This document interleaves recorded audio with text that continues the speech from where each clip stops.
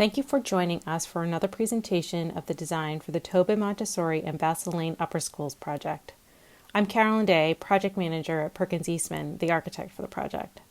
We have been hard at work developing the design, and in this presentation we will share some important aspects of the work in progress. Following this video, we will set up a teleconference to discuss these developments with you directly, and we look forward to that conversation. We will start with a quick overview of the project. Then Sean Manning, our lead traffic engineer, will give us an update on the traffic analysis. Next, Hilary Zelson of the Cambridge Arts Council will introduce us to the public art process, and Omar Calderon will share how we are imagining art could be incorporated into the project. Caitlin Gilman is going to introduce you to our design concept, and Carmen Torres will take you through how we are applying this to the interior of the building. Omar will conclude with several walkthroughs that help describe the experience for students arriving to each of the programs. To give you a sense of where we are now and how the process will continue, let's quickly review the project design schedule and process. We're now finishing the schematic design phase and are about to begin design development. As its name suggests, and you will see today, our work during design development will be focused on elaborating and refining the plans, building systems, and elevational concepts established in the schematic design. Let's briefly review the plans and the organization of the building. You will recall that it houses 3 schools, a DHSP preschool, the Tobin Montessori Lower School, and the Vassal Lane Upper School. DHSP also offers an after-school community program. Each of these programs is organized around the heart of school at the crossroads of the building. The heart provides access to programs shared by each school like dining and the auditorium. It also facilitates community use after hours. The front doors are off of Vassal Lane, leading to a secure vestibule. These lead directly to the main office for each school, reducing confusion and enhancing security.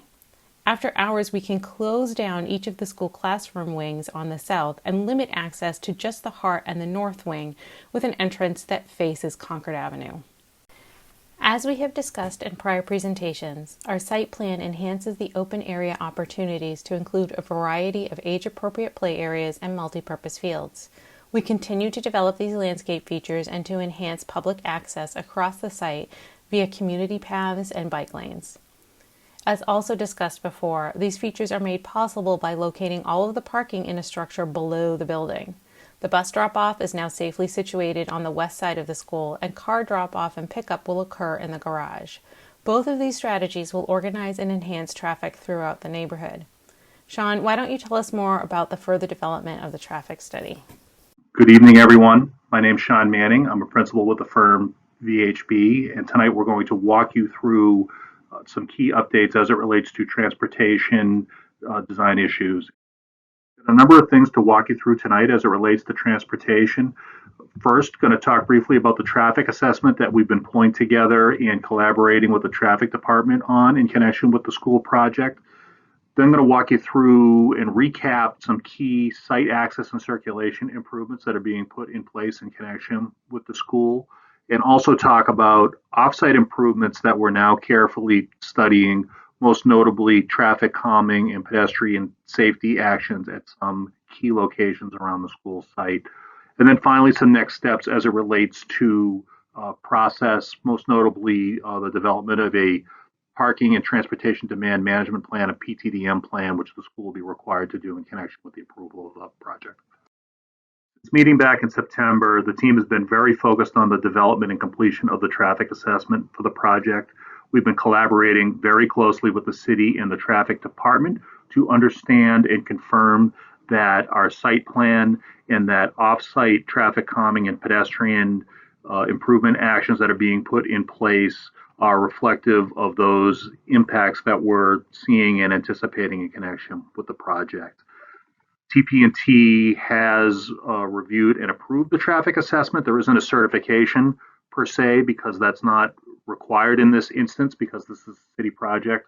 However, the city, of course, is very committed to understanding what traffic impacts are in connection with the school and making sure that we put improvements in place to have a better circulation plan for the project when it opens. Again, the site plan has very strong pedestrian and bicycle connectivity built into it that's reflective of Envision Cambridge, as well as opportunities along the eastern side of the site to get a wide pedestrian path that can also be used for emergency vehicle access if need be, and maintenance of the playing fields. Further, the bus loop shown to the left doubles as the loading and service location, which is tucked into the rear of the property where it's really not visible by the surrounding neighborhoods. And the bus loop, it can accommodate all buses on site, 8 buses total, with the thought that it can double as a midday visitor parking and drop-off location when arrival and dismissal isn't occurring. Further, we're looking at advanced pedestrian warning signage where the multi-use path does connect to the intersection of Concord Ave and Fern. And I'd also add that in terms of pedestrian connectivity outside of the school environment, the city of Cambridge has gone through an extensive rehabilitation of sidewalks and pedestrian crossings in this entire neighborhood, both on the Concord Ave side and the Vassal Lane side. There's really terrific pedestrian connectivity in the area connecting the school to surrounding neighborhoods. This slide denotes the B1 level of the school, with the ramp connecting from Vassal Lane and Standish down below grade to B1, with cars circulating as noted in green in a counterclockwise fashion, providing lots of run room to the drop-off denoted as number 2. The point of this is to create ample drop-off space for those parents that wish to do a quick drop-off, more likely with older children, and provide plenty of queue space that won't back up onto the street. Those parking spaces that are denoted with the orange dashed line are intended to be staff parking spaces. Again, all staff parking will be accommodated on site and below grade, maximizing playing field opportunity. And what we have shown here is an allocation of those parking spaces that are viewed as being the least desirable for short-term pickup and drop off. So all the other spaces that are not delineated are intended for that specific use. And those are drop offs that are longer in nature because of the age of children, in particular the younger Tobin kids who do need to be walked not just into the school, but directly to their classroom to be received by their respective teacher. The project is looking to incorporate significant pedestrian safety improvements along Vassal Lane, including new school zone flashers at either end of Vassal as one approaches the school, significant sidewalk and pedestrian facility improvements, again along the frontage of the school, but also connecting to the multi-use path on the west side of the school site and the community path that would connect the school to the playing fields and onto Concord Avenue. Coming up with solutions that eliminate on-street parking in front of the school and really encourage folks to using the drop-off facilities that are being built below the school and off-street are critical to the success of the project. And then finally, and probably most importantly as it relates to this slide, is measures at the intersection of Standish and Vassal, knowing that that's going to be a very important confluence of vehicle activity to the school and through Vassal, and of course pedestrians and cyclists that are destined to the school. And we're going to look at things like improved crosswalks and advanced warning signs and potentially other measures to improve and emphasize the need for slow vehicle speeds and safety at that location. One traffic calming device that's being closely considered in connection with the project are RRFBs, or rapid rectangular flashing beacons. These are used to help emphasize visibility of important pedestrian crossings, and certainly at key locations such as Vassal, Standish, and our curb cut to below grade drop off, at Lakeview near the bus drop off, and then over on Concord Avenue where the multi-use path crosses at Fern, are all important locations where this type of improvement is being looked at very carefully. The city and the traffic department are also carefully assessing the viability of using radar-embedded school zone flashers in connection with the project. These are a nice way to increase driver awareness of their speed and get folks to slow down, in particular on neighborhood streets such as Vassal Lane. There are obviously many pedestrian crosswalks that interconnect the school and the playing fields to the surrounding neighborhoods, in particular across many locations of Vassal Lane and Concord Avenue, and having clear visible crosswalks is going to be very important to make sure that are in place before the school opens. As mentioned previously, the traffic department has reviewed and approved the traffic assessment conducted in support of the school project. One of our next steps will be to do a PTDM plan, that's a parking and transportation demand management plan. The school department has these in place at other schools, and certainly they will be emulating and putting in place those same measures here at the Tobin School in connection with the school opening. The actions to be put in place in connection with the PTDM plan include transit subsidies for staff and faculty, gold level Hubway membership to encourage the use of Hubway bikes, walk and bike incentives, and other actions that are all aimed at driving down the SOV mode share, or single occupancy vehicle mode share, for the school. Thank you, Sean. My name is Hillary Zelson, and I am the Public Art Administrator for the Cambridge Arts Council. I am here to talk about the integration of public art into the site and the building. Working with the City Manager's Office and the Department of Public Works, the Cambridge Arts Council identified this project for site-responsive outdoor public artwork.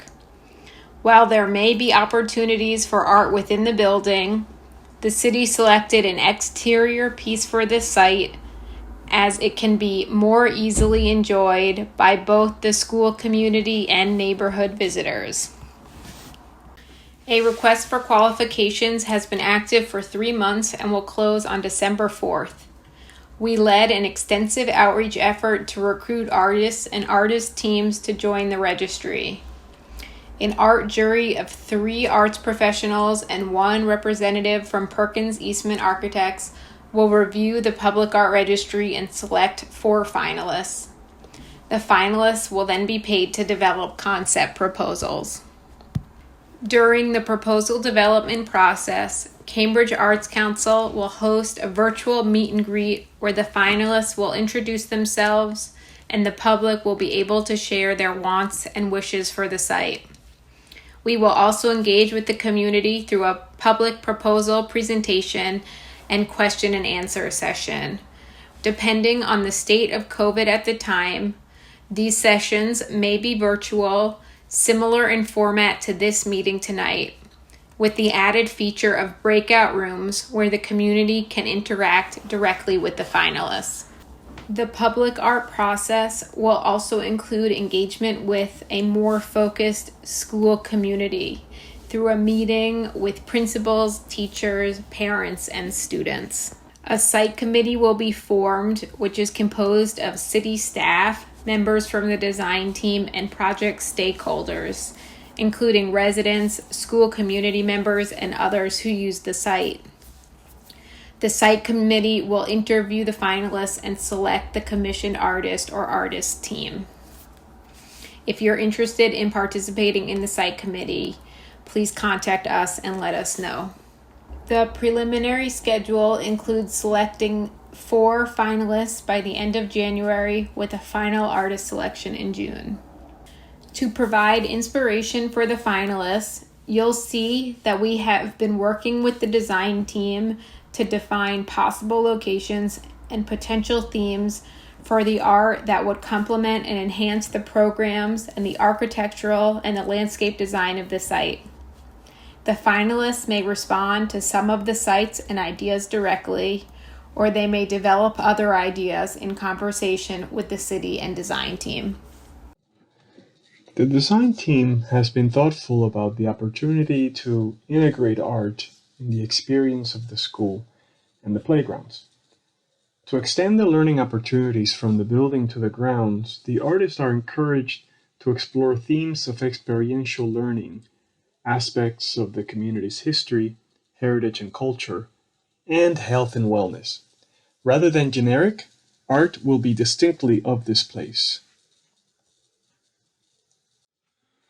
The design team is considering 8 different locations in the property. These zones were chosen because of their capacity to create places that will lend a unique quality to the surroundings. These places will enhance the arrival to the building, as in locations 1, 2, and 3. help define and celebrate specific nodes, as in locations 5, 6, 7, and 8, and even continuously engage the viewer as they walk along the east side of the site, as in location 4. To help communicate some of these ideas and the opportunities that are present, we examined how art has helped augment an environmental quality in other places. These examples, some of which you can see collected here, are colorful and tactile, inspire the imagination, and encourage active engagement. Now Caitlin's going to walk us through some of the refinements in the development of the design. Caitlin? Thank you, Omar and Hillary. I'm Caitlin Gilman, Project Architect with Perkins Eastman. And while we've been working with the city to define the opportunities for integrating public art, we've also been developing a concept for the building's interior design. As you will see, we continue to gather design inspiration from the site and the surrounding community. For example, we have been inspired by the geologic history of the area, including the formation of kettle lakes like Fresh Pond that were formed by glacial movement during the Ice Age, and the history of our site, which was once an industrial asset, a clay quarry, and brick manufacturer. Later, the most visible remnant of this activity, the quarry, served the community as a municipal waste site.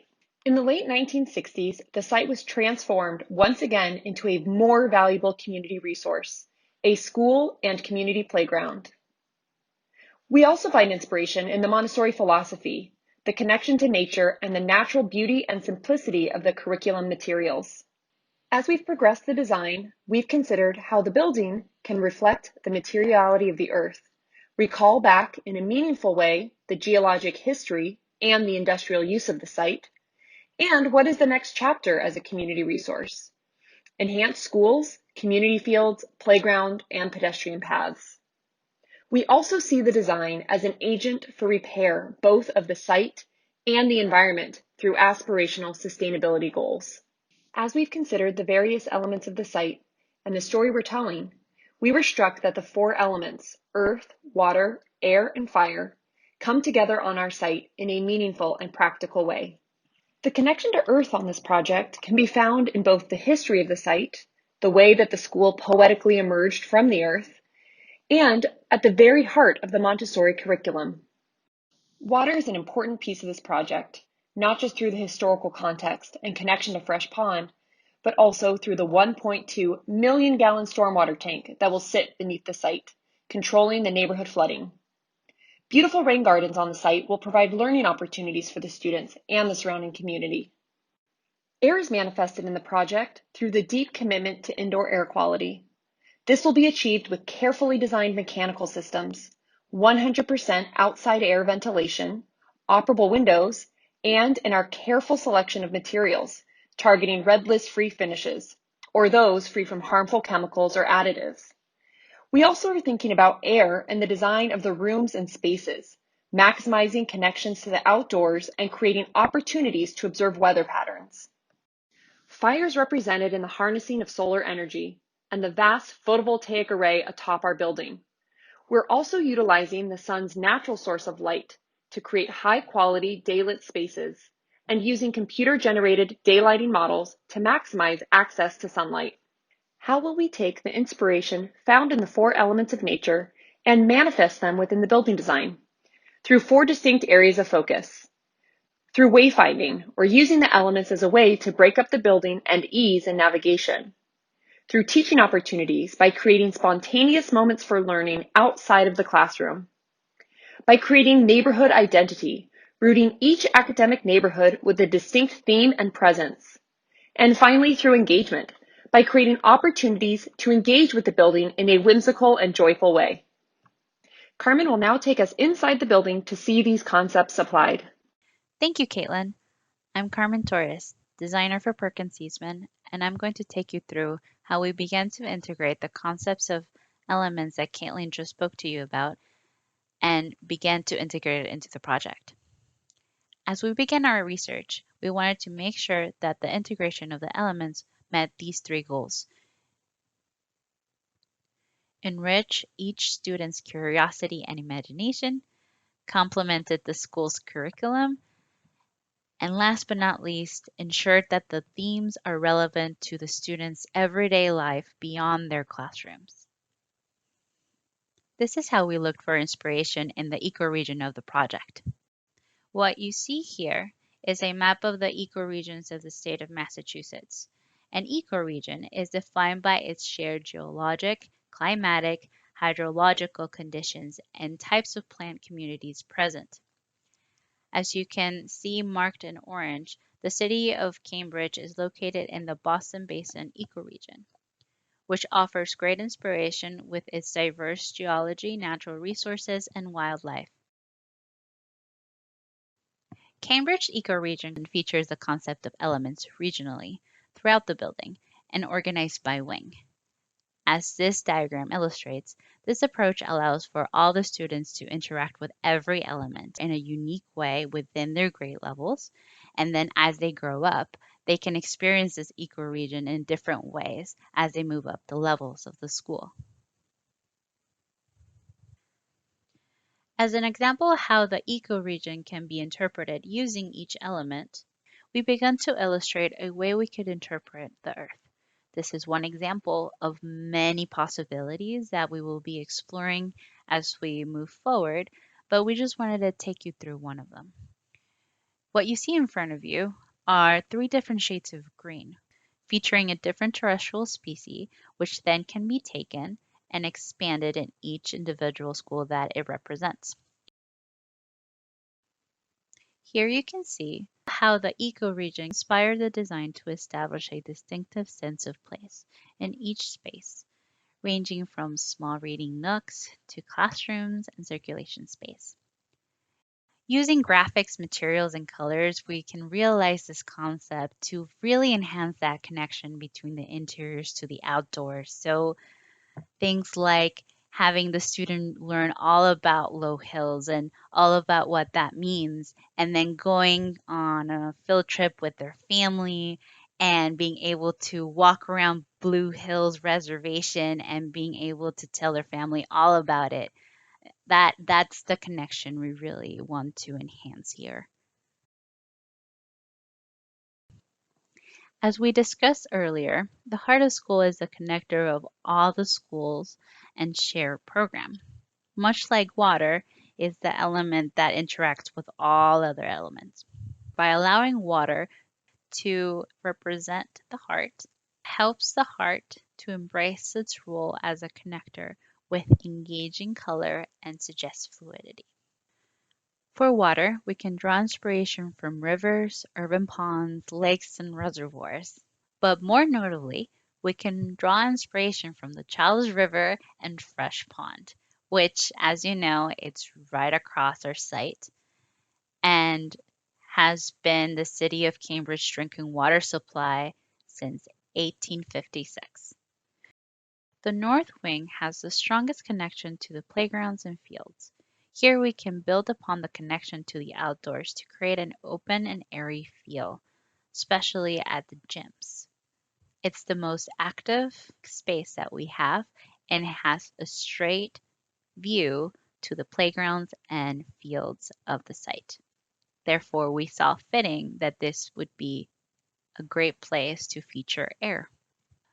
Through the air, we can celebrate movement and feature aviary species such as the seabirds and the city-adapted species like the peregrine's falcon.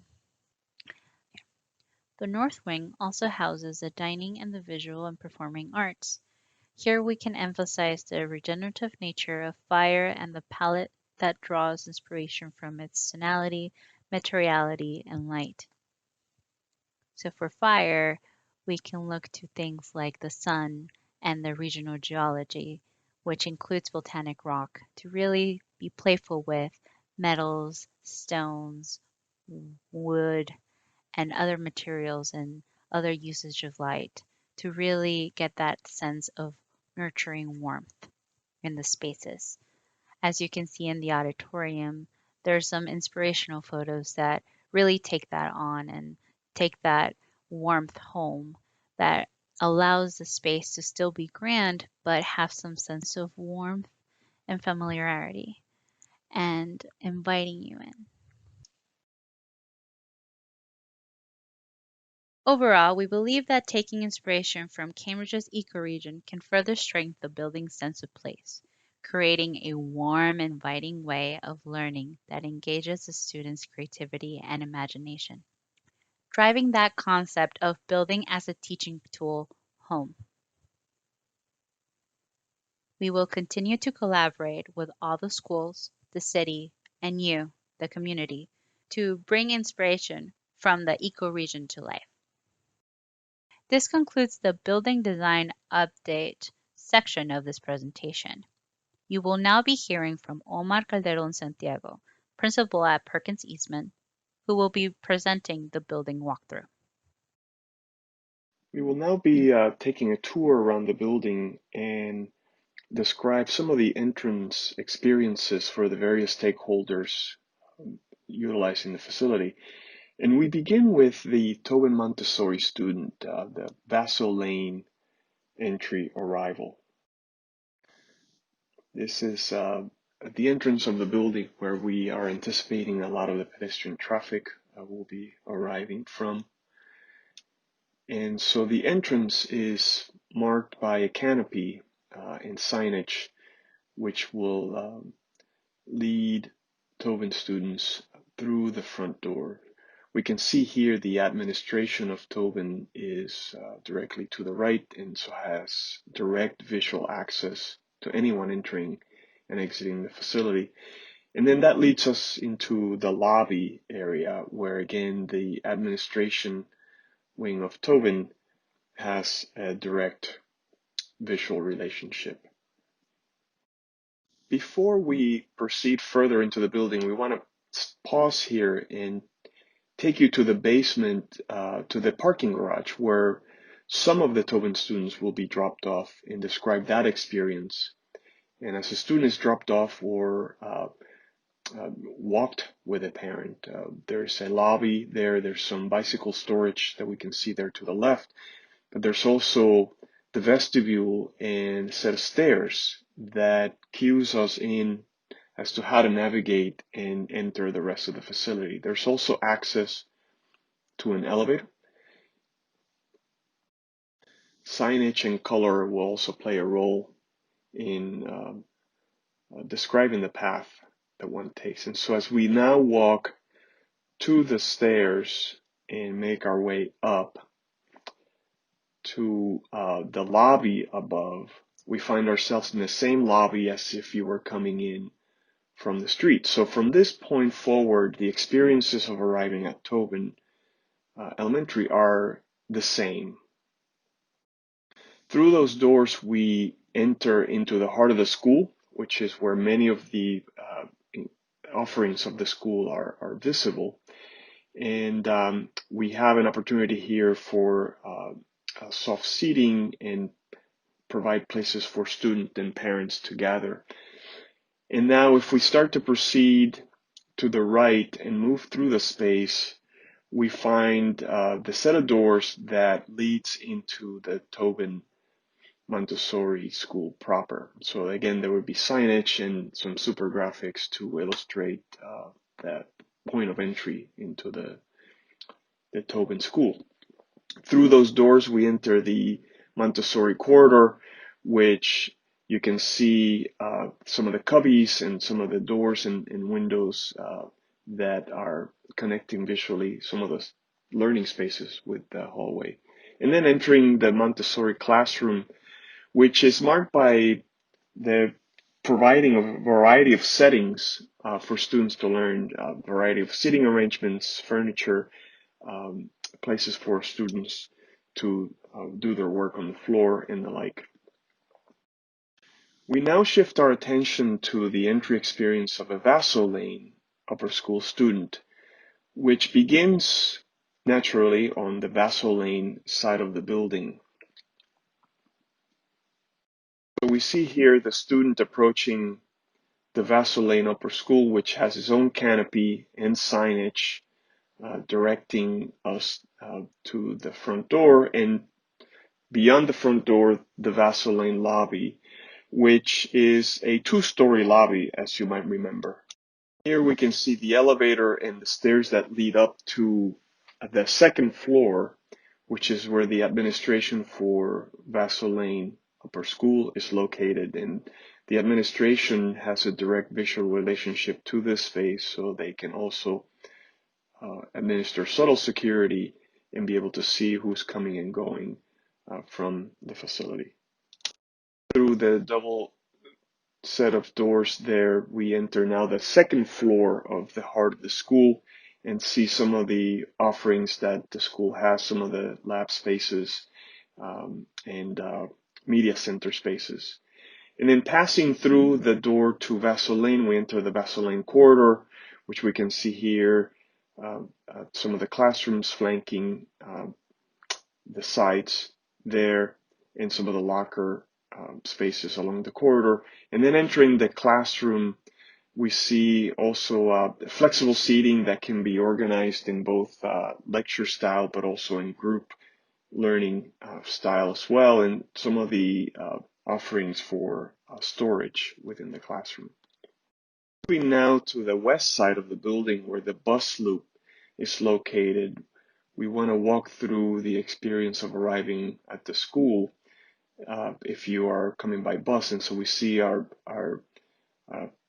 parent and or teacher here walking by the playground space and some of the opportunities for bike racks and other kind of furnishings associated with the playground.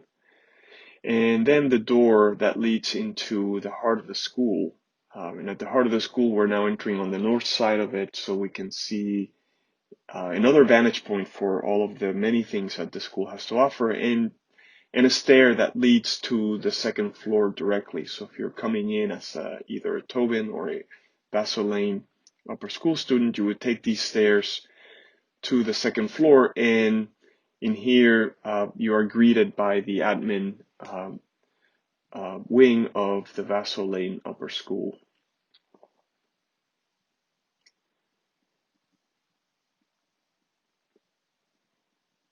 And then from this point on, one would enter the Vassal Lane School on the second floor.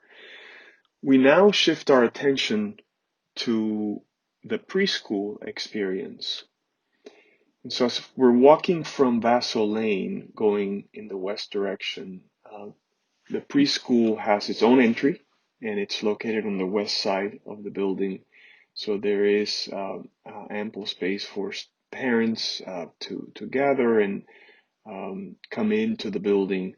You see the administration of the preschool is right there in the corner, having direct visual access to anyone that's entering and exiting. And that leads to the preschool lobby, which there is a place for strollers to be parked temporarily, and then a set of doors that leads into the preschool proper, and the preschool kitchenette or pantry, which is essentially the heart of the school for the preschool. From this point, we move now through the corridor and entering one of the preschool classrooms on the ground floor, and you'll see some of the furnishings and the variety of settings for learning, but also the visual connection to the outside. There's a playground directly just outside those walls, and that door that you see on the left leads into that space for outdoor learning. And lastly, we now focus our attention to a community member, perhaps riding his bike, using the multiple modality pathway that's being provided in the design, and showing how one might enter the building from the Concord side. So we see the doors there to the left, and we see now a parent and child walk into the building. There is a place for bicycles to be parked, and these doors lead into the dining areas for the school. So we're seeing here the Vassal Lane Upper School dining. There are stairs that lead directly to some of the other community spaces on the upper levels, and an elevator there on the background in the right-hand side. From this level, we can enter the lower school gym, and this is a large space that has a big window, which not only brings daylight, but connects directly to the playground beyond as well. And As we move vertically through the building, on the third floor, we have the heart of the school, and this is a space that has access to some of the maker spaces, but also the auditorium, which we see there in the background. And then we end our tour with this image of the auditorium, which it is a unique space that has the added design feature of windows, which again, when desired, can connect us back into the playground beyond.